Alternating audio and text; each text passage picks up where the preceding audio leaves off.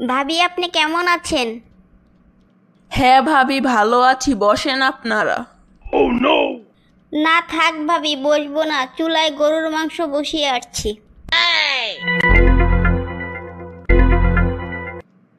হঠাৎ দেখি ও মা, বাসায় তো লবণই নাই, তাই আপনার বাসা থেকে একটু লবণ নিতে আসলাম। এমনিতে তো আমাদের বাসায় বস্তা বস্তা লবণ থাকে। আচ্ছা দাঁড়ান, আমি লবণ আনছি। একটু পরে যান ভাবি, আপনার সাথে একটু গল্প করি। আচ্ছা ভাবি। মেয়েটা আপনাদের বাসায় আসতে যাচ্ছিল, তাই নিয়ে আসলাম।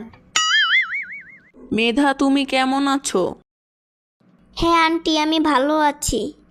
আচ্ছা, আমি বরং প্রত্যাশাকে ডাক দেই, ওর সঙ্গে কথা বললে তোমার ভালো লাগবে। এই প্রত্যাশা, প্রত্যাশা, এখানে একটু আয় তো।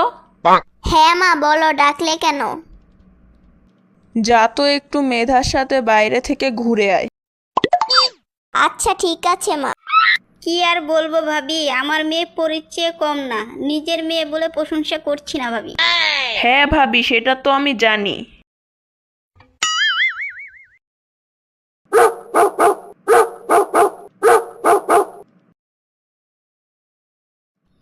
কি রে প্রত্যাশা, তুই একা এলি যে, আমার মেধা কই?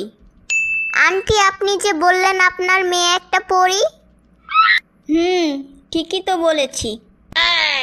কই, আমি তো তাকে 10 তলা ছাদ থেকে ফেলে দিলাম, সে তো উড়লো না।